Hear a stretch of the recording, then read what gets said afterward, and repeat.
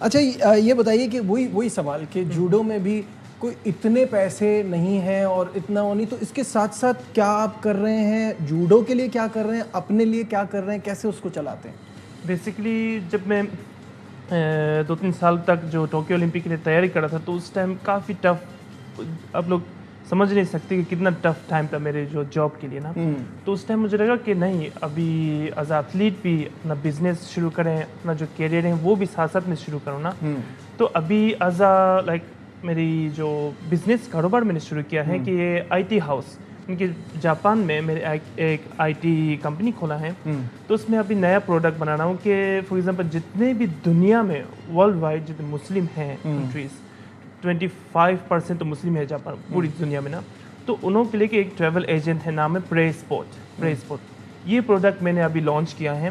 تو ساری دنیا میں جتنے بھی ابھی مسلم ہیں وہ اس کو یوز کرتے، اپنا ٹریول ایجنٹ کی ضرورت نہیں ہے، مسلح ڈھونڈ سکتے ہیں، حلال فوڈ ڈھونڈ سکتے ہیں. یہ پروڈکٹ میں نے ابھی بنایا ہے. اس کو لانچ کے لیے میں کام کر رہا ہوں. پہلے تو اس میں انویسٹر ہیں، یہ میرا پہلے سے کام ہے. باقی جو ابھی اتنے سال تقریباً میرے جوڈو کھیلتے ہوئے 26 اور 7 ایئرس ہو گئے ہیں. ابھی میں چاہتا ہوں کہ جو چیز مجھے پاکستان سے بہت کچھ ملا ہے، رسپیکٹ بھی ملا، بہت کچھ ملا. میں ابھی چاہتا ہوں کہ جو چیز میں نے جوڈو سے سیکھی ہے وہ ابھی اسپریڈ کرنا چاہتا ہوں. اور پاکستان میں جتنا ٹیلنٹ ہے آپ یقین نہیں کر سکتے. شادی کا بھائی کو پتا ہے کہ جتنا پاکستان کے پاس ٹیلنٹ ہے نا کسی دنیا میں نہیں ہے. میں چاہتا ہوں کہ یہ جوڈو کے نالج کس طرح ان کو بتاؤں. تو ابھی میں نے یوٹیوب چینل کھولا ہے. جتنے بھی جدھر بھی پاکستان میں رہتے جس کے پاس میٹ نہیں ہے یا جوڈو کی گی نہیں ہے وہ لوگ بھی جوڈو سیکھ سکے. ایسا میں نے فری میں ابھی کورس دے رہا ہوں. اس کا نام ہے ساؤتھ ایشین جوڈو کلب نام کا چینل میں. ٹھیک ہے، وہ چیز کوشش کریں. That's wonderful. یہی میں آپ دونوں سے ویسے بھی جاننا چاہوں گا کہ جب اب تو دیکھیں آپ لوگ یہ کام کر رہے ہیں تو آنے والوں کے لیے آسانی ہو رہی ہے کہ وہ آپ کو دیکھ کے آپ کو فالو کر کے فٹ اسٹیپ پہ چل سکتے ہیں. بٹ میں یہ جاننا چاہوں گا کہ آپ لوگ کی ٹریننگ کیسے ہوتی تھی؟ اور پھر یہ ٹرائل اور ایرر بھی ہے سادی کہ آپ شروع میں ہو سکتا ہے بہت ساری چیزیں غلط بھی کرتے ہوں فار پریپریشن، پھر سیکھتے گئے ہوں. تو کیسے اس کو بہتر کیا؟ اور ابھی کوئی بڑی آپ کی فائٹ آتی ہے، کوئی بڑا مقابلہ ہوتا ہے تو اس کے لیے کیسے ٹرین کرتے ہیں؟ سو ٹریننگ کا پیٹرن لائک میں نے اور میں شاہ حسین کا بھی بولوں گا کہ ہم نے جپسیز کی طرح ٹریننگ کی ہے کیونکہ میرے پاس کوئی کوچ نہیں تھا. مجھے اچھی طرح یاد ہے کہ جب میں ایشیا کا گولڈ میڈل بنا تھا تو ہمارے پریزیڈنٹ صاحب میری چیئر میں بیٹھے ہوئے تھے کوچنگ کے، اینڈ وہ لوگ سرپرائز ہو گئے کہ یار تو بغیر کوچ کے کیسے گولڈ میڈل جیت گیا. اور مجھے اچھی طرح یاد ہے 2020 میں جب میں نے نمبر 1 کو ہرایا تھا، جاپان کا تھا، تو پورے جاپان فیڈریشن سرپرائز ہو گیا تھا. ان کے سارے جو میڈیا ہاؤس والے تھے مجھے پکڑ لیا، بولا تو نے اس کو جیتا کیسے کہ نہیں. اسی ایئر اولمپک ایئر تھا. تو میں نے کہا میں نے خود اسٹڈیز کی تو وہ جگہ جگہ سے جپسی کی طرح میں نے سیکھا. میں نے اپنا ایک پیٹرن بنایا ہے کہ یار یہ پیٹرن کے تھرو ہم میڈل لے سکتے ہیں. تو اس لیے جیسے ابھی شاہ حسین نے بھی جو بات کی کہ ہمارا گول یہی ہے کہ ہم آج بھی میں نے لڑکوں کو بولا، میں نے کہا کہ اگر ہمیں گورنمنٹ آف پاکستان فیسلٹیز دے اور ہم سے جو فیسلٹی لائک رائٹ ناؤ میں کینیڈا میں ایز اے پروفیشنل کوچنگ کرا رہا ہوں تو وہ پاگل تو نہیں ہمیں لیا ہوا انہوں نے. تو پاکستان والے اگر ہمیں فیسلٹی دے تو ہمیں وہ رستہ پتہ ہے کہ کس رستے سے جا کے گولڈ میڈل لینا ہے. جہاں پہ آپ کی بات آتی ہے کہ ہم اسے پریپریشن کیسے کرتے ہیں، وہ سائیکولوجیکل بڑا امپیکٹ کرتا ہے.